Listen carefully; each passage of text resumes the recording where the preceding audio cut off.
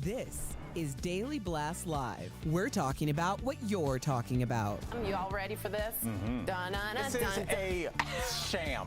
No. Y'all, just stop. Get real. Welcome to DBL. Look at this panel. Yes. Don't we look sharp? And that's your power color. This is my new power bronze. I'm Jordan Childs' bronze medal. Hopefully she gets it back. Oh, I agree. Let's get to that soon. Welcome to DBL. The Olympic flame was officially extinguished in Paris as Tom Cruise made a dramatic entrance at the closing ceremony. I'm dying. He jumped from the top of the stadium, landed among the athletes. The Olympic flag was then officially passed off from Paris as Tom, I like calling him Tom, took it from Simone Biles. He then carried the flag out of the stadium on a motorcycle, riding through the streets of Paris, passing it along to Los Angeles, where the next Summer Games will happen in 2028. Don't stop there. No. Tom then skydived to the flag to the Hollywood sign, which was transformed to include the Olympic rings. In a pre-recorded segment, LA welcomed the flag with the help of stars like Snoop Dogg, who performed two of his biggest hits, including Drop It Like It's Hot, Drop It Like It's Hot. Dr. Dre then joined him on stage. The Red Hot Chili Peppers also performed, as well as Billie Eilish, who brought her signature grunge style. What do we think of Tom Cruise's big handoff to LA? Sam? I died. I died too. It was everything I wanted and more. Me too. And then, so not only did we all hear these rumblings that we would see Tom Cruise, something that he filmed back in March, somehow resurface in the closing ceremony, not only was it better than I had anticipated, but then to be the Long Beach scene, because I was like, that doesn't look like a beach in LA, so I Googled it. It's Long Beach. It's Long Beach, people. Yeah, it was Long Beach, people. But then to see Dr. Dre and Snoop and Chili Peppers, Flea rocked it. That's the guitarist. Slap in the bass. Slap in the bass. I don't know if he was slapping the bass. He was. But okay, he was slapping it. Yeah. But my expectations were blown away. I'm happy. Me too. Steph, what'd you think? I thanked the Olympian gods because I was so underwhelmed with the Parisian entrance opening ceremony, as I told you guys. And I even said, where was the skydive moment that we were waiting for, that we saw in the 2012 Olympics? And Tom Cruise came shining on through. Thank you, Ben Winston, one of the greatest producers of our generation, who did the Friends reunion, who did Carpool Karaoke, who did all the Grammys with Trevor Noah. It was his brainchild, and it came through. Thank you, America, for bringing the pizzazz back to the Olympics. She didn't Thank you. And that's coming from Steph. I know. Who is pizzazz? A tight upper lip, firm upper lip, Yeah. stiff upper lip. Upper lip. A tight upper lip is a medical condition. grateful. Yes. Tight upper lip is a problem. Tell me about what you felt. We have a pro. We have we both liked it. We all liked it. What did you think? It was on theme. It was on brand. You're going to LA, La La Land, the land of Yes. dreams and Was opportunity. it weird that they did it in Long Beach at the beach, or was that because of a? That's Snoop and Dre. And, I understand Yes. from the LBC. LBC. I get it, but. Right. Yeah, LA Olympics, I thought it would be like in the heart of Hollywood. That's all. I think maybe that was their way of reaching out to all the, because yes, to a lesser extent than New York City, where the boroughs also encompass what we think about it. I mean, LA is more kind of than just LA. Like when you think about it, Long Beach is part of that. When you think about Hermosa, Santa Monica, like these are parts of LA, and just kind of showing that it's not just the Hollywood part of Los Angeles, but also the gritty part. I hope they show that. Yeah, that you don't always see. You can't always see water. Always. Those parts of LA make it one as well. That's very true. All right, there is, as you know, as we spoke about earlier, some controversy going on. It's quite big with gymnast Jordan Childs, who won the bronze medal in the women's floor routine. Now, on Saturday, the IOC announced she was being stripped of her medal, all because of the Court of Arbitration found that her coach made an inquiry into her score too late. And when I say too late, I mean 4 seconds after the 1-minute deadline. However, the U.S. is now appealing that decision, saying they have video evidence showing the inquiry was submitted at both 47 seconds, with another submitted at 55 seconds. So they are going to be looking at all this. What do you all think? Can you imagine having returned the medal? The Romanian is the one who would then get the medal. I say give them both the medal. No, you No, can't. I don't think it works that way. But I do know that the IOC takes these things very seriously for precedence.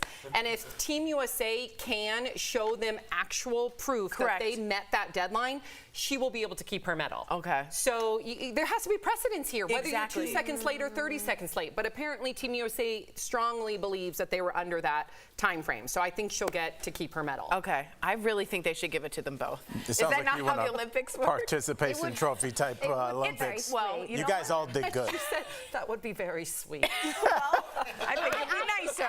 In all honesty, though, I do, and I think the American team is fantastic, and by no means am I a judge of gymnastics, but I do think those scores do need to be reevaluated all around. Interesting. Did you think the Romanian was better? Yes. Okay. Oh. I've heard that before, and I've also heard the opposite. Let us know what you guys think. I'm wearing bronze. I want to give it to you both. That's what I'm saying. Let's get to what you all want to talk about. Toe tap, huff. I know. Let's talk about Australian breakdancer. You know her. She's Ray Gunn. She's gone a little viral for all the wrong reasons. On Friday, she competed with some surprising moves. Oh, no. That was including wrong, that the first kangaroo picture. one for Elle. Some of her other moves were also mocked online. There's one for Elle. And on chin, I'm gonna win. That's my move right there. I love that. Yeah. Ultimately, the judges were not impressed because she received, no joke, 0 points. Oh. Now Ray Gunn is defending her performance. Good for her, saying she was never going to beat the other girls with their power moves and instead opted to bring her own creativity. So what do we all make of this? Should breaking be an Olympic sport? Yeah, I do think so, but I think they're trying to figure out what qualifies. Not that. Well, Right. I mean, we have a video of her qualifying, so I want to show you as Okay. you spoke of that. Yes. Let's go see. This is her in the qualifying in Oceania. Okay, little rubbing around like tequila after wedding. That move right there is not okay. The rollover, that's fine. And then that's fine. Like didn't say I'm watching fine. my 4-year-old nephew do better. Yeah. I'm sorry. But that, What was- and also is the person she's competing against very young. This is a weird. I find it hard to believe that there's nobody else in the country that can break dance better I feel like than her. Then I the find that country hard to doesn't get believe. represent. So I think they should forfeit. Well, it's with every other sport, like swimming, like track, if you don't have the time, no matter what country you're from, you don't get to go. Or the money, right. No, it's not even that. Like, you have to have. Money is a field trip. You No, have the to have. breakdancing doesn't have the money, I'm sorry, to continue it Well, being it's Olympic. it's not so cut and dry on how the qualifications work, because I know if you're from Zimbabwe and you don't have the Olympic trials cut, you do not get to compete against the other Olympians in the world in swimming or track. So they need to figure out what meets those Olympic standards, I so you would don't make agree. a joke of the entire Olympics. No shade to her. I mean, it's not her fault. She went out. They picked her. She did her And, best. Yeah, she's also a professor. And Yes. Like, she teaches breaking, and you know what? She said it's a counterculture type of a sport. I countercultured the other counterculture. No. No, Stop what it. she did say. I think she- Top out in this situation. Steph, if you got below an A in her class, can you object to I that? honestly, I feel really awful saying this, but if I was a student in her class after seeing that and seeing the competition, I'd be really rethinking where I go to school. Yeah. No, come on. honestly. Oh, this is the Olympics. she's not a guys. professor of breakdancing. She's Yes, She- isn't she- she? she does- Oh, I see. She's a professor of like Dance? microbiology or something. I thought it was I thought she was some kind of counterculture. dance teacher. I thought She she might was be some a kind of dance teacher, but she's teacher. not a professor I of see. breakdancing. I apologize. She's a legitimate, like, major professor, and I forget if someone could tell me. She also teaches Okay, culture and breaking. But that's not what her job is. You guys. Okay, then that's important Give her for us credit to know. where credit's due. I do think there needs She's to be a not a minimum professor bar. of breakdancing. Hold on, Sam's yelling at somebody off I will camera. say she is. She is 100%. I literally watched her interview this morning on the Today Show. Culture and breaking. Interesting. Well, we're going to find out. Meantime, we're going to hop on over to the coming up on DBL. Power couple Ryan Reynolds and Blake Lively battle it out at the box office. Which of their movies took the top spot? And our interview with the Pinky Cole. She's telling us all about building a vegan restaurant empire.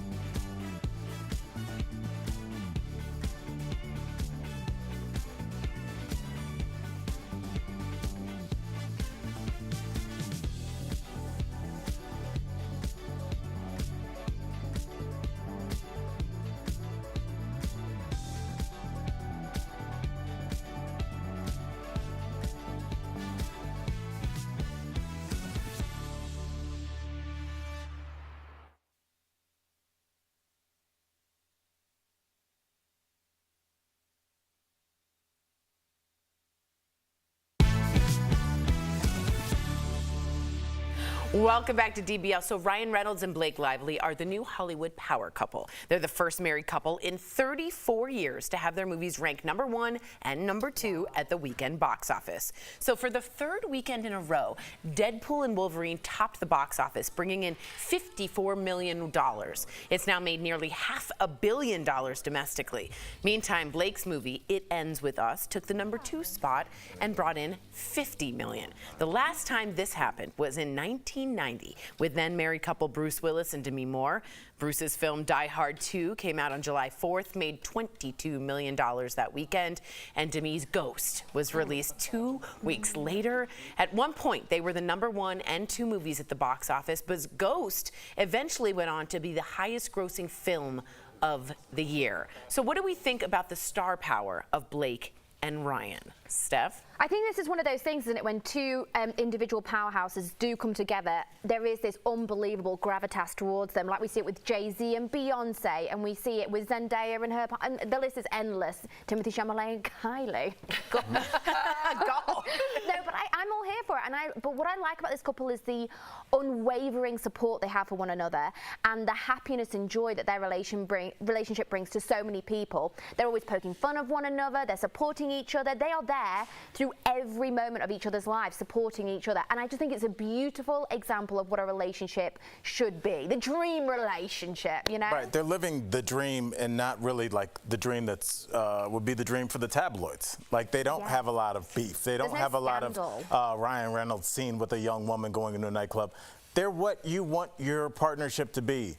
Like you guys acting normally, poking fun at each other, taking jabs, and doing the most important thing, Sam, cross-promoting in a world where everything is fractured, to be able to bring in two streams of fandom and put them together, and I think we're seeing the results. I think you just hit the nail on the head, that the fact that they poke fun at one another, and you said that too, because you brought up J-Lo, and you just felt like everything, and that's okay, but her brand is very orchestrated. My life is perfect. And when you see them make fun of one another online, like Ryan Reynolds will post bad pictures. Always for her birthday. Yeah, of her. That's my favorite. It makes you feel like you know them. It makes it look like they're flawed, but in a good way, and I love it. And that's why so many people love them. It's because they feel relatable. Yeah, exactly. I think the J-Lo model is a little outdated. I agree. And I think we're in the transparent 20s, if you will. Right. Instead of the roaring 20s, we're the transparent 20s. Yes. You know what I'm saying? That's the transparent 20s. That's right. Coming up on DBL, this is the correct camera. Our interview with Pinky Cole. She's telling us all about mentoring Black business owners. A great interview, great person. Stick around.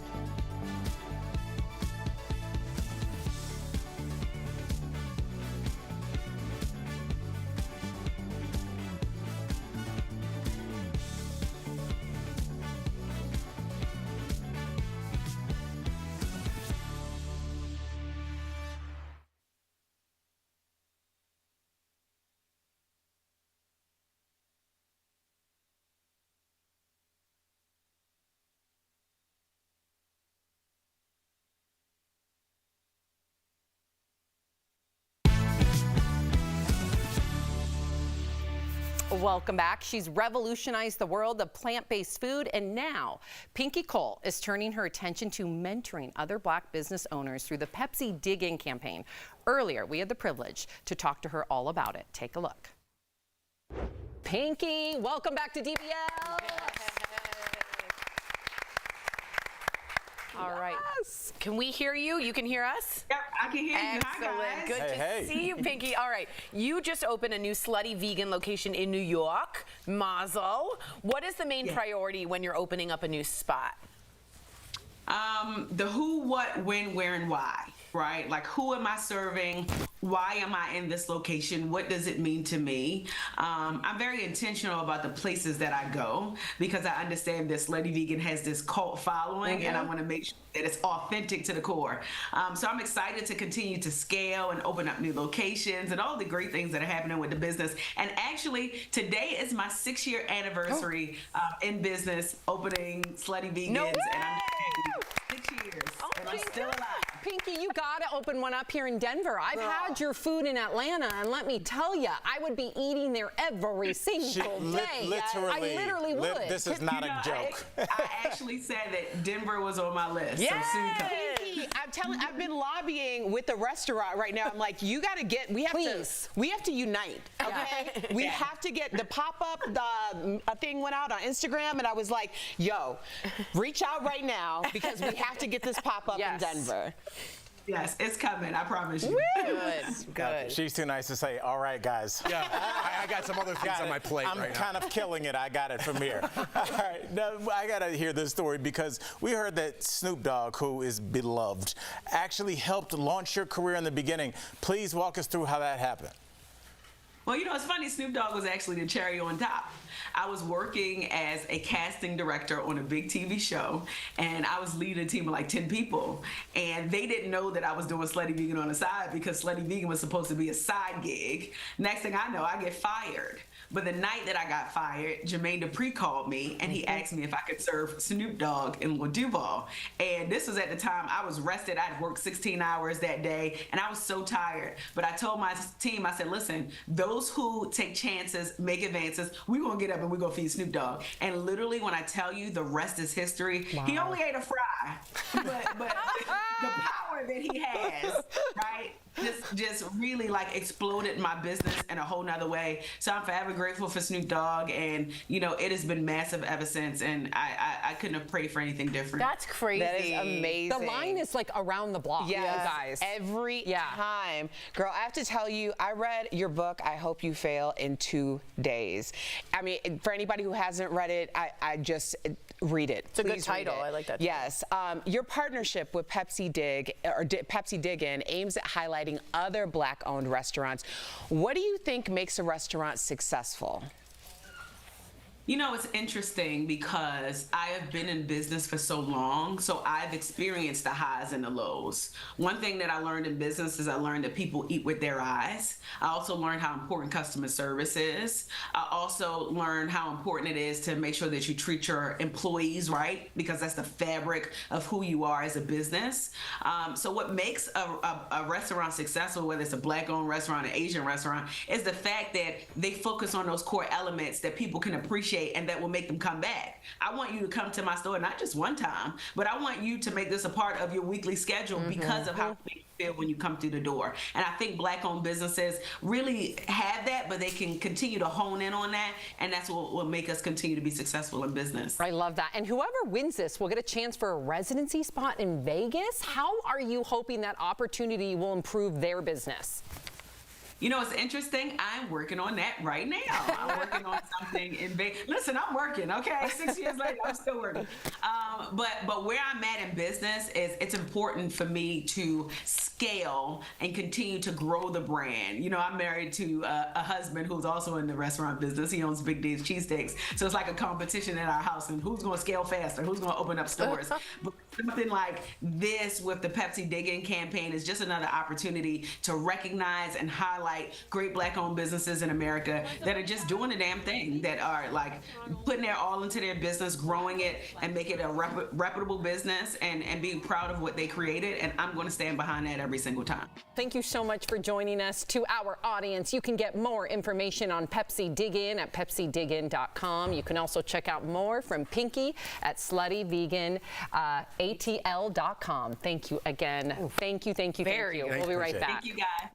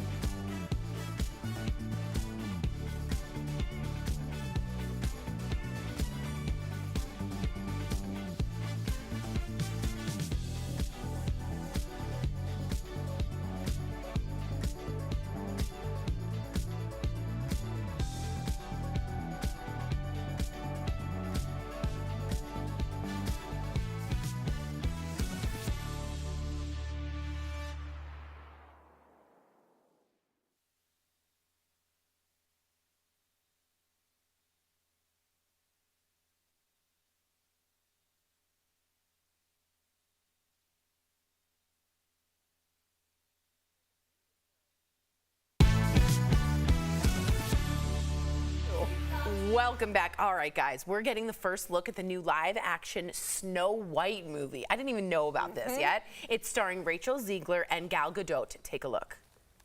Whistle while you work.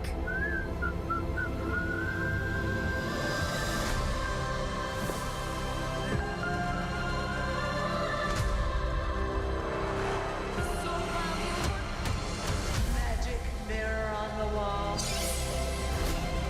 Who's the fairest one of all?